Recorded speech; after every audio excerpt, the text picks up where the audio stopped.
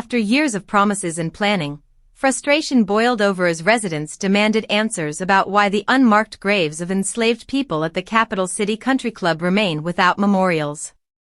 Speakers at Wednesday's Tallahassee City Commission meeting pressed officials for accountability, saying nearly 4 years after the city pledged to build a memorial, nothing has been done. The discovery of at least 40 graves in 2019, confirmed by ground-penetrating radar and cadaver dogs, was meant to spark action.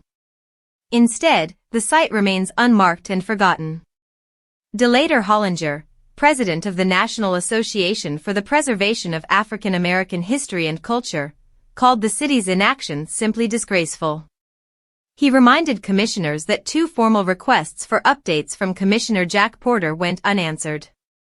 There is no signage, no fencing, nothing to even indicate a grave site exists, Hollinger said. This property belongs to the taxpayers. If you move forward with selling it, exclude the cemetery. They were sold in life, do not sell them again in death. The outcry comes as the country club, burdened by financial troubles, asks the city to break its lease and sell the land for $1.15 million. The property, nearly 180 acres of city-owned land, has served as an 18-hole golf course for decades. The club's struggles, declining membership, competition, and tornado damage have worsened its finances. City commissioners voted 3-2 to pursue an independent appraisal and draft a proposal to sell, with Commissioners Jeremy Matlow and Porter dissenting. Matlow questioned the club's claim that it couldn't secure financing due to the lease. "That's just not true," he said. "Banks care about solvency, and what I'm hearing is they're not solvent enough to invest." Porter echoed concerns, saying the city needs to explore alternatives before any sale. "We need to know what happens if the club fails," she said. "Selling should not be our first move." Mayor John Daly and Commissioners Curtis Richardson and Diane Williams-Cox said they would only support a sale if the graves were properly preserved and marked. Daly emphasized, "We must honor the cemetery with signage and maintenance."